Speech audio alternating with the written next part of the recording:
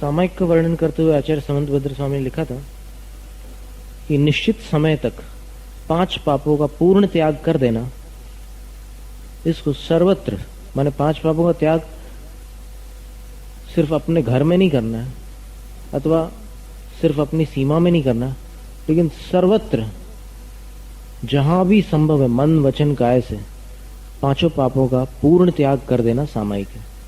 अब समय की मर्यादा कैसे बनाएंगे? तो मूर्ध रूह, केशों का बंध बांध लो, वो गठान जब ढीली पड़ जाए तो समझना समय पूरा हुआ। मुट्ठी, अंगूठा बीच में रख करके मुट्ठी बांध ली, जब लगे कि अब और नहीं बांध सकते, इसको खोलना ही पड़ेगा, तो समझ लो कि सामायिक का समय पूर्ण हो गया। फिर वासोबंधम, कपड़े में कोई गांठ लगा दी जो कुछ समय बाद ढीली पड़ने वाली हो, ढीली पड़ जाए तो समय पूर्ण हुआ। पर्यंक बंधन, पर्यंक आसन मालूम है आपको? ऐसे बैठकर पालथी लगाकर नाभि पे ये हथेलियां रखना, बाई हथेली नीचे और दाहिनी ऊपर। जब ऐसा लगे कि शरीर साथ नहीं दे रहा, हाथ ऐसे ढीले हो रहे हैं, तो समझना कि समय पूरा हो गया। स्थानम उपवेशनम वा, खड़े हो गए अथवा और किसी मुद्रा में बैठ गए, तो जब तक आसन न बदले तब तक सामायिक का काल है। इस सामायिक व्रत की चर्चा, और सामायिक प्रतिमा में तो एक एक मुहूर्त नियामक हो जाता है। कम से कम 1 मुहूर्त, मध्यम सामायिक 2 मुहूर्त और उत्कृष्ट सामायिक 3 मुहूर्त की होती है।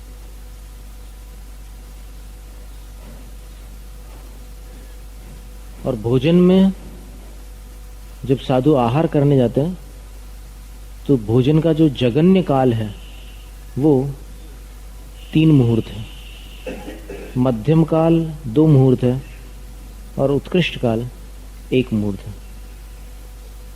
माने 1 मुहूर्त में जो साधु भोजन कर ले वो श्रेष्ठ माने जाते हैं। इसी प्रकार केशलोंच में भी उत्तम मध्यम जगन्य है।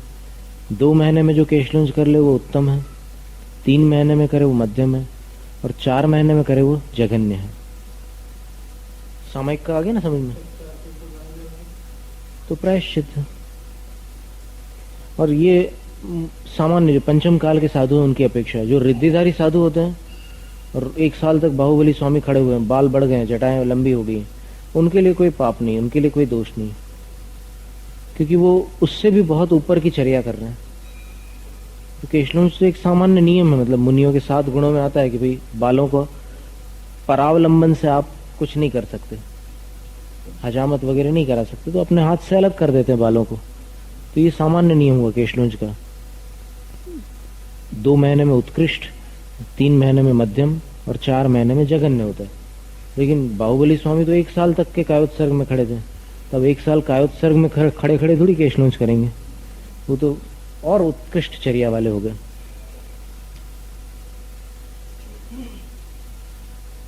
जैसे 28 मूल गुणों में खड़े होकर के भोजन करना भी एक मूल गुण है, स्थिति भोजन नाम है उसका। लेकिन 28 मूल गुणों का पालन करने वाले साधु जिस दिन उपवास करते हैं उस दिन खड़े होकर भोजन करना तो अपने आप छूट जाता है, क्योंकि उस दिन खड़े होकर भोजन करने का नियम रहता नहीं। जब करेंगे तब खड़े होकर करेंगे, ऐसा है। जब भोजन करेंगे तब खड़े होकर करेंगे, जिस दिन नहीं करेंगे तो और अच्छी बात है, भोजन न करना तो और गुणकारी है। अब सामायिक का स्थान कैसा होना चाहिए? तो एकांत स्थान होना चाहिए, शोर शराबा न हो और निर्व्याक्षेप होना चाहिए, जहां व्यवधान भी ना हो। एकांत स्थान और कोई उपसर्ग हो जाए, कोई उपद्रव खड़ा हो जाए तो वो स्थान उचित नहीं है। एकांत स्थान होते हुए निर्व्याक्षेप होना चाहिए, उपद्रव से रहित होना चाहिए। अब वो वनों में भी हो सकता है स्थान, और वास्तु यानी मकानों में, घरों में भी वैसा स्थान होता है। और चैत्यालयेषु वापिच, अथवा चैत्यालयों में भी, जिनेंद्र भगवान के मंदिरों में भी जाकर के सामायिक कर सकते हैं। और अपिच में और भी कोई ऐसा स्थान अगर आपको योग्य मिल जाए, कहीं किसी क्षेत्र पर जाकर के भी सामायिक कर सकते हैं, या कहीं और कोई ऐसा स्थान मिल जाए, एकांत स्थान है, तालाब का किनारा है या नदी का किनारा है, कोई भी ऐसा स्थान है जहां पर उपसर्ग की संभावना ना हो, वहां भी सामायिक हो सकती है। सेठ सुदर्शन तो श्मशान में करते थे, चतुर्दशी और अष्टमी की रात्रि के समय श्मशान में जाकर सामायिक करते थे। लेकिन वो बहुत जितेंद्रिय महापुरुष थे, इसलिए उपसर्गों को वो जीतने में समर्थ थे। बाकी सर्व सामान्य जनों के लिए जितनी शक्ति है उतना करना चाहिए। अब सामयिक को बढ़ाने के लिए क्या उपाय है, तो बोलते हैं कि जो आरंभ संबंधी व्यापार है या जो प्रवृत्ति है कमाई धंधे वगैरह की, उससे मन बेचैन होता है। उस बेचैनी से छूटने पर, जिस दिन उपवास किया है या एकाशन किया है, व्रतों के दिन, अंतरात्म विनिवृत्त्या, मन से उन सब आरंभ परिग्रहों से अपने आप को दूर हटाकर उपवास अथवा एकाशन के दिन सामयिक को बढ़ाना चाहिए। मतलब उपवास और एकाशन के दिन सामयिक पर विशेष ध्यान देना चाहिए। और वैसे प्रतिदिवसम सामयिकम अनलसेन चेतव्यम, सामयिक को प्रतिदिन विधिवत आलस्य रहित होकर करते रहना चाहिए। और जिस दिन उपवास या एकाशन हो उस दिन विशेष रूप से सामयिक पर ध्यान देना चाहिए, क्योंकि सामयिक जो है व्रत पंचक परिपूर्ण कारणम, अगर सावधानी से की जाए सामयिक तो फिर 5 व्रतों की पूर्ति इससे हो जाती है। यहाँ पर पूर्ति में अपन ने कल जो अर्थ निकाला था उसके अतिरिक्त भी एक अर्थ हमने बाद में विचार किया तो मन में आया कि यहाँ पर व्रत पंचक परिपूर्ण का अर्थ यहाँ पर अतिचारों की शुद्धि नहीं है। अतिचारों की शुद्धि तो प्रतिक्रमण आदि से होती है। यहाँ व्रत पंचक परिपूर्ण का अर्थ यह है कि अभी इसके पास जो व्रत है गृहस्थ के पास, वो पंच व्रत कौन से हैं? अणुव्रत। इसको महाव्रत का रूप देने वाला जो अनुष्ठान है वो सामयिक है। यानी सामयिक के समय अणुव्रती के अणुव्रत भी महाव्रती के महाव्रत के समान बन जाते हैं। ये उसका परिपूर्ण का अर्थ है। और इसीलिए आगे क्या लिखा है? सामयिके सारंभाः परिग्रहान् नैव सन्ति सर्वेपि चेलोपसृष्ट मुनिरिव गृहीतदा याति यति भावम्। ये अगले काव्य के आधार पर ये बात बिल्कुल स्पष्ट हो जाती है कि 5 व्रतों की परिपूर्ति का तात्पर्य अणुव्रत जो है वो महाव्रत रूप सामयिक के काल में बन जाते हैं। कि सामयिक के समय आरंभ और परिग्रह कुछ भी नहीं होता। कपड़े पहना है तो पहना है, लेकिन आरंभ और परिग्रह उसके पास कुछ भी नहीं है। इसलिए कपड़े पहना हुआ वह गृहस्थ चेलोपसृष्ट मुनिरेव यति भावम याति। जैसे मुनि के ऊपर कोई उपसर्ग करने वाला कपड़े डाल दे तो मुनि रहेंगे, उन्होंने कपड़े स्वयं तो नहीं पहने हैं। उसी प्रकार गृहस्थ के भाव भी सामयिक के काल में इतने पवित्र हो जाते हैं कि गृहस्थ को देखकर ऐसा लगता है कि जैसे मुनि के ऊपर कपड़े डाले हुए हों। ऐसे यति भावम याति, वो यतिपने को प्राप्त होता है। पर पुरुषार्थ सिद्धियोपाय में इसमें और भी स्पष्टीकरण दिया है कि उसका गुणस्थान साक्षात मुनि वाला गुणस्थान नहीं होता, क्योंकि उसने समय बांध करके ये संकल्प किया है 5 पापों को छोड़ने का। बस वही संकल्प अगर आजीवन हो जाए तो फिर मुनि हो जाए, गुणस्थान बदल जाए। आजीवन न होने के कारण उसका गुणस्थान गृहस्थ वाला गुणस्थान। क्या बात करना सरल हो तो सही बात है, क्योंकि उठाई जीभ तलवा पे मार दे ही रहे। जीभ हिला दो तो फिर सब शब्द निकल आते हैं, लेकिन प्रैक्टिकली करो तो बड़ी बात है। मूलाचार्य प्रदीप में बताया कि ऐसी सामयिक भरत चक्रवर्ती नित्य करते थे और प्रतिदिन शाम को राजकाज निपटा करके इतनी अच्छी सामयिक करते थे वो कि उस सामयिक के माध्यम से उनके कर्म बंधन नष्ट तो नहीं हो पाए थे। नष्ट तो मुनि के होते हैं, नष्ट नहीं हो पाए थे, लेकिन इतने ढीले पड़ गए थे कि बस मुनि बनने की देर थी उनको। और वास्तव में वैसा ही हुआ। जैसे ही वो मुनि बने तो केवल ज्ञान हो गया उनको। मतलब एक बार भी उनको पिच्छी नहीं उठानी पड़ी। 28 मूल गुणों में से कितने सारे मूल गुण उनको कुछ प्रवृत्ति रूप करने ही नहीं पड़े। जैसे ही मुनि हुए वो, तो ध्यान में लीन होकर के उनको उसी समय केवल ज्ञान हो गया, जिस केवल ज्ञान की प्राप्ति आदिनाथ प्रभु को 1000 वर्ष में हुई थी। 1000 वर्ष में वही केवल ज्ञान उनको क्षण मात्र में हो गया। बाहुबली स्वामी को 1 वर्ष लगा था और भरत महाराज को 1 क्षण में वो केवल ज्ञान प्राप्त हो गया। इसलिए गृहस्थ जीवन में भी यदि सामायिक अच्छे ढंग से की जाए, अभी हमने कुछ श्रावकों को देखा है कि जो बहुत सुंदर सामायिक करते हैं। एक कलकत्ता वाले हैं, वो 2 घंटे 24 मिनट की सामायिक नियम से करते हैं, हमेशा करते हैं। तो बाकी लोग भी कर सकते हैं, 24 मिनट तो कर ही सकते हैं। और वो तो हमने एक बात कही थी कि भाई 24 घंटे में 24 सेकंड तक के ये सोचो कि भाई मेरा कुछ नहीं है। वो तो एक उपदेश था, लेकिन सामायिक उसका नाम नहीं है। वो तो आपका चिंतन हुआ कि मेरा कुछ भी नहीं है 24 सेकंड के लिए, लेकिन 24 मिनट तक तो कम से कम सामायिक करनी चाहिए।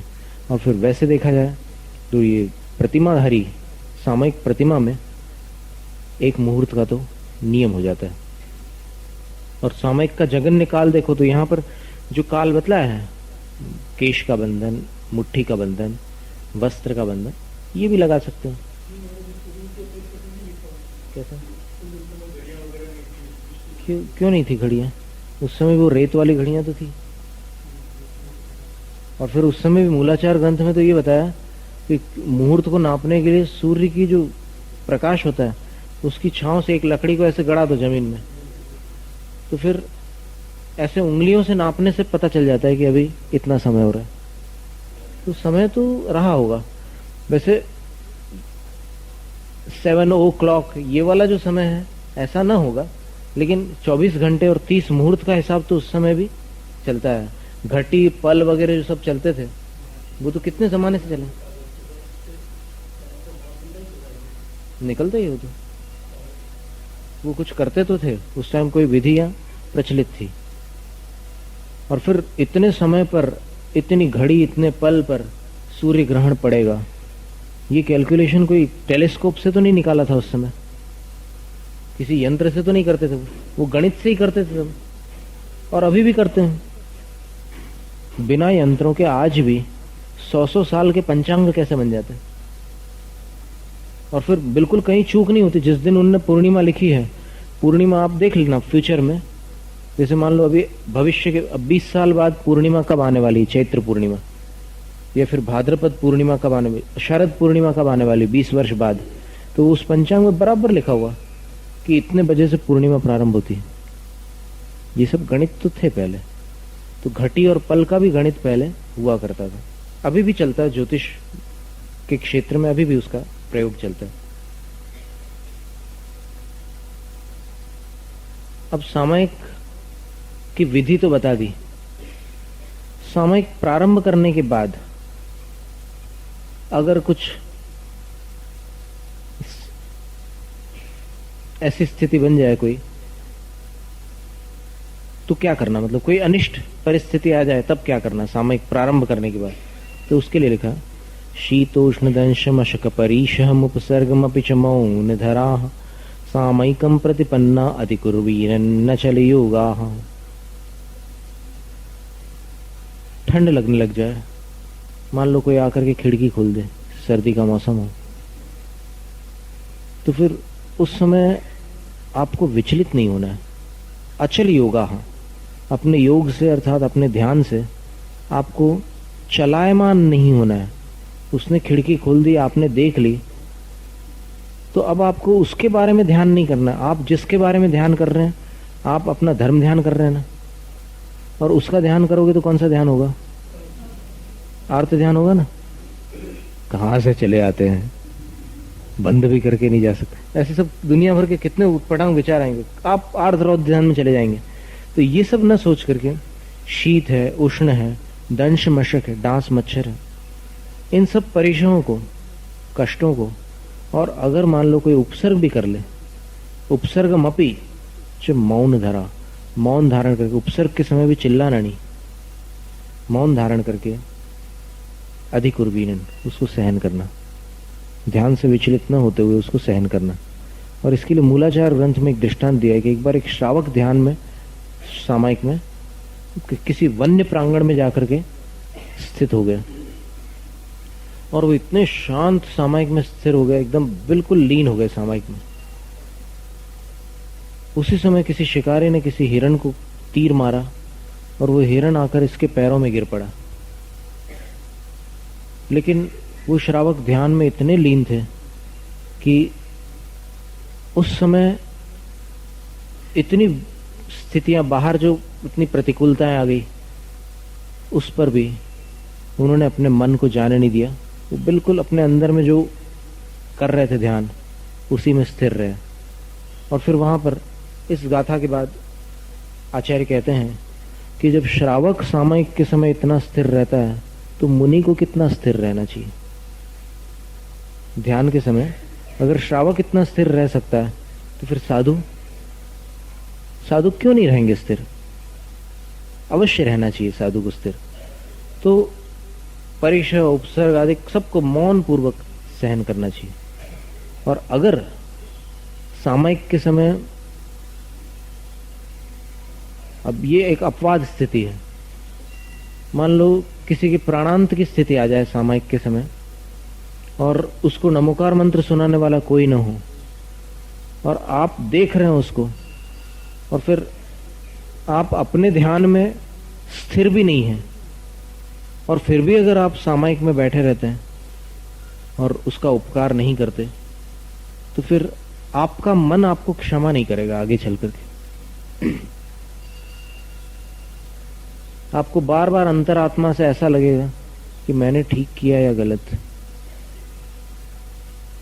मान लो उसके प्राणांत हो जाए और उसके बाद आपको ये फीलिंग आएगी, तो उस समय आप ऐसा कर सकते हैं, सामायिक आप दोबारा कर सकते हैं, लेकिन उसको अभी इमरजेंसी की स्थिति है।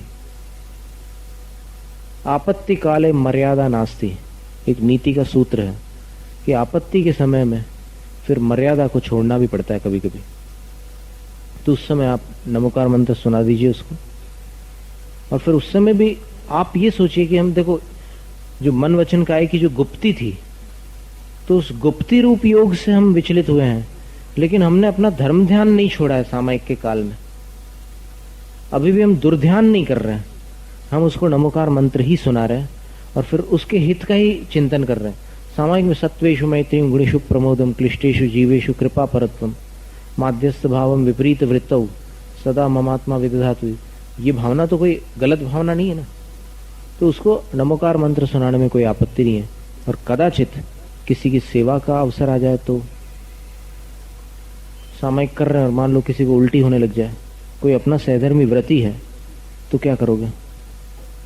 उसको संभालोगे या फिर बैठे रहोगे? तो ऐसी आपत्तिकालीन जो स्थितियां रहती है, उस समय अपने विवेक से कुछ निर्णय कर सकते हैं आप, जिससे बाद में आपको पछतावा भी ना हो और कोई अनर्थ भी ना घटित हो जाए। और अगर आप इतने समर्थ है उस श्रावक के समान जिसके पैर में आकर के वो तीर लगा हुआ हिरण गिरा है, फिर भी वो ध्यान से विचलित नहीं है, अथवा सुदर्शन सेठ को ले जाकर के रानी के महल में पहुंचा दिया उसने, पंडित अधाई ने, और वहां पर कितने भयंकर उपसर्ग हो गए, उसको मृत्युदंड हो गया, तो भी वो शांत है। अगर इतनी स्थिरता हो, इतना इंद्रियों पर कंट्रोल हो, संयम हो, तब तो बात ही निराली है। फिर तो आपको मोक्ष जाने में भी ज्यादा समय नहीं लगने वाला, अगर इतनी स्थिरता आ गई तो। लेकिन अभी अभ्यास अवस्था में धीरे धीरे अपने को आगे बढ़ना है। अब फिर कोई प्रश्न करे कि भाई इन संकटों को हम कैसे सहन करें। मान लो उपसर्ग आ जाए, सांप घुस जाए कमरे में, किसी ने थोड़ा सा दरवाजा खोल दिया और वहां से सांप आ गया अंदर। अब उसके बारे में तो सोचने का समय नहीं है कि क्यों खुला रखा उसने, अब तो सामने सांप है, उसके बारे में ही विचार आएगा, क्या करोगे? तो उस समय ये सोचना, अशरणम अशुभम अनित्यम दुःखमनात्मानमावसामि भवम मोक्षस्तद्विपरीतात्मेति ध्यायन्तु सामयिके। बोले कि ये संसार अशरण है, यानी इसमें कोई किसी को बचाने वाला नहीं है। देखो सांप आने पर क्या विचार कर रहे हैं कि संसार में कोई किसी का रक्षक नहीं है। और अशुभम, ये संसार अशुभ है,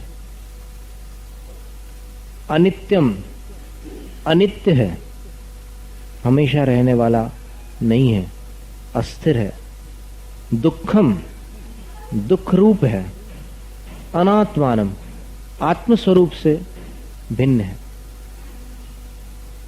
तो ऐसे संसार में आवसामी इस समय मैं निवास कर रहा हूं। और मोक्षस्तद विपरीत आत्मा, मोक्ष जो है उसका स्वरूप इस संसार के स्वरूप से विपरीत है। विपरीत है इसका क्या अर्थ है? मोक्ष शरणभूत है, मोक्ष शुभ है, मोक्ष नित्य है, मोक्ष सुख स्वरूप है और मोक्ष आत्मस्वरूप है। ऐसा चिंतन सामयिक के समय करना चाहिए, ऐसा ध्यान सामयिक में लगाना चाहिए। उपसर्ग आने पर भी यही विचार करना चाहिए कि है ये तो संसार की एक परिणति है। रूपी पदार्थ और अरूपी पदार्थ, दो प्रकार के पदार्थ है संसार में, अथवा चेतन और अचेतन, ऐसे दो प्रकार के द्रव्य हैं। इन दोनों प्रकार के द्रव्यों में परिवर्तन चलता रहता है। अब सारा परिवर्तन मेरे हाथ में नहीं है। मैं कैसे विचार करूं ये मेरे ऊपर है, लेकिन दूसरे क्या करते हैं ये मेरे हाथ में नहीं है। इसलिए सामयिक के समय अगर कोई भी ऐसी घटना हो रही है तो मुझे आकुल व्याकुल नहीं होना, मुझे शांत रहना है, दर्शक बन करके देखना है वो मुनिराज किस प्रकार 24 घंटे तक सामयिक करते होंगे, 24 घंटे कैसे समता भाव रखते होंगे। मुझे तो सिर्फ इतने समय के लिए समता भाव रखना है, तो इतने समय तक परीक्षा आ जाए, उपसर्ग आ जाए, कुछ भी हो जाए, मुझे इसमें शांत भाव धारण करना है, सामयिक से विचलित नहीं होना है। तो इस तरह सामयिक का बहुत सुंदर विस्तृत वर्णन समंतभद्र स्वामी ने किया है। अब दूसरा जो था प्रोषद व्रत। अब इसमें एक बात और कही है, आचार्य अमृतचंद स्वामी कहते हैं कि सामयिक व्रत वाले को 2 बार सामयिक करनी चाहिए, सुबह और शाम। अगर 3 बार कर ले तो न कृतम दोषाय तद गुणाय कृतम, इतरत्र पुनः समये न कृतम दोषाय तद गुणाय कृतम। उसको करने में दोष नहीं है, गुण ही है। क्या? नहीं तो अभी आप सुन करके जा रहे ना कि व्रत, सामयिक व्रत वालों को 2 बार सामयिक करनी चाहिए, तो फिर इसमें किसी के साथ ये विवाद मत करना कि 3 बार क्यों करें हम, वहां 2 बार का लिखा है और तुम गलत कर रहे हो, बोले 3 बार करते हो तुम। 3 बार तो सामयिक प्रतिमा में करना पड़ता है, तुम सामयिक व्रत में 3 बार सामयिक करते हो, आगम की आज्ञा का उल्लंघन करते हो। नहीं, ऐसा कठोर आदेश मत दो। वहीं पर यह भी लिखा हुआ है कि अगर इतरत्र पुनः समय, 2 बार से अतिरिक्त किसी समय अगर आप सामयिक कर लो तो उससे भी हानि नहीं होने वाली, लाभ ही होगा।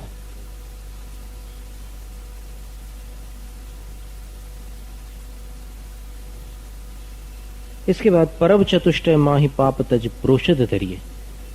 4 पर्वों में, 4 पर्व कौन से हैं? अष्टमी, चतुर्दशी, और चूंकि पक्ष 2 आते हैं, शुक्ल पक्ष और कृष्ण पक्ष, तब 1 महीना पूरा होता है। तो 1 महीने में 2 अष्टमी आ जाती है और 2 चतुर्दशी आ जाती है। इस प्रकार 4 पर्व होते हैं। तो इन 4 पर्वों में पाप तज प्रोषद धरिये, पापों को छोड़कर प्रोषद धारण करना, पापों को छोड़कर। नहीं तो अष्टमी को उपवास कर लिया और फिर कहीं घूमने चले गए। उपवास, अब टाइम पास कैसे करें?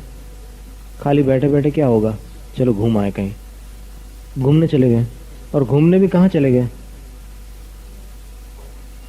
या तो फिल्म देखने चले गए, या अक्षरधाम चले गए, कहीं भी चले गए, इधर उधर टाइम पास करना है तो कहीं से कहीं घूमने चले गए, या फिर टेलीविजन देखने लग गए, या पिक्चर देखने चले गए, या कहीं भी। ऐसे बहुत सारे स्थान है जहां पर मनुष्य मन बहलाने के लिए भटकता रहता है। तो पाप तज प्रोषद धरिए, इन पापों को छोड़कर प्रोषद धारण करना चाहिए। सीधा सीधा तात्पर्य है कि प्रोषदोपवास के दिन धर्म ध्यान में मन लगाना चाहिए, इधर उधर मन को भटकाना नहीं चाहिए। अब इसकी भी विधियां बहुत प्रकार की है, उत्तम, मध्यम और जघन्य। प्रोषदोपवास की भी उत्तम, मध्यम और जघन्य से 3 विधियां होती है।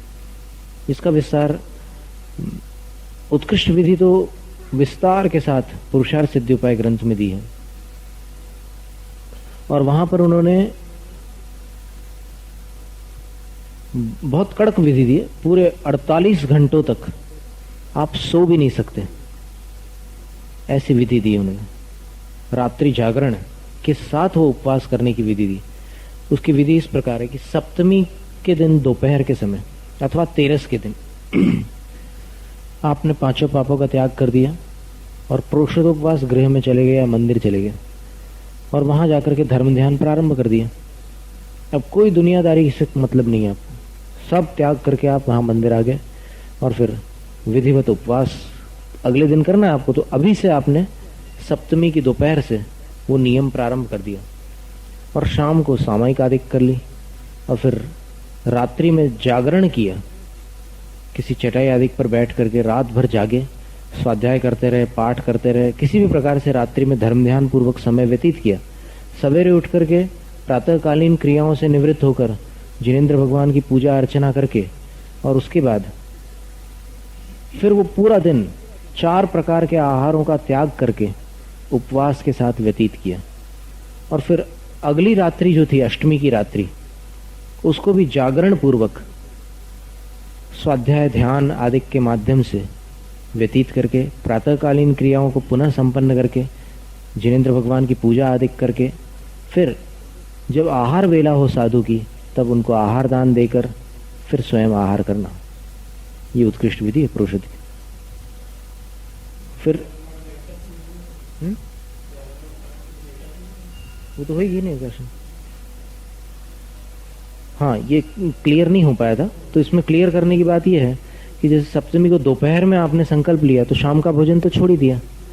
फिर नवमी को दोपहर में भोजन करने के बाद फिर नवमी को भी शाम को भोजन नहीं करना। तो ऐसे 2 एकाशन के साथ एक उपवास जो होता है बीच में, वो प्रोषद उपवास कहा जाता है।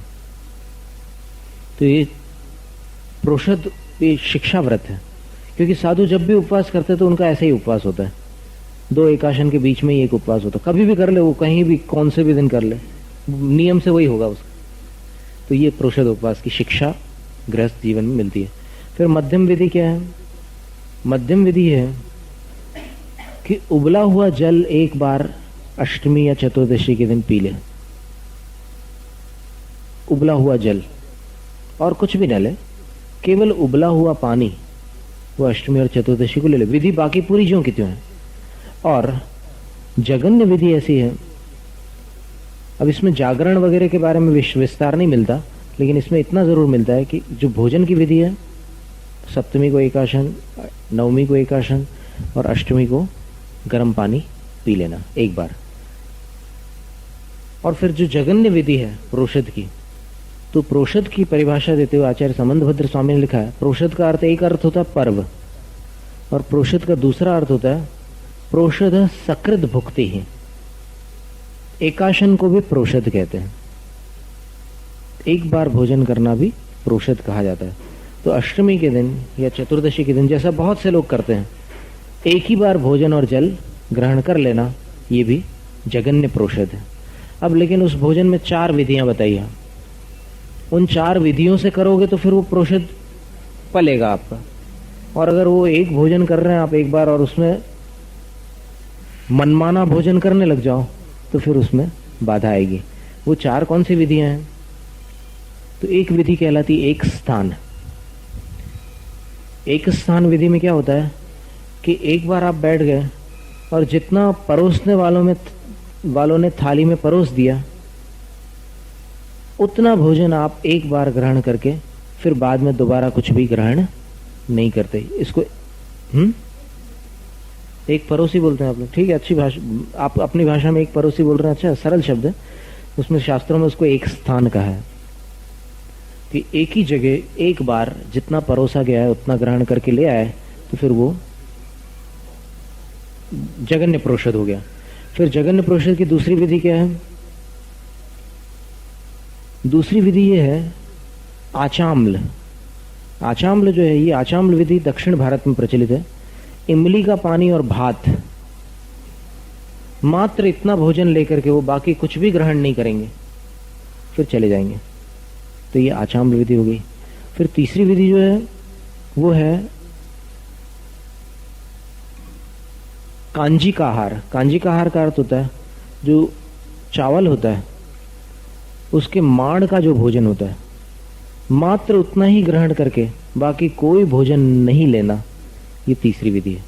और चौथी विधि जो है रस परित्याग करके, उसका नाम है निव्यड़ी, निर्विकृति।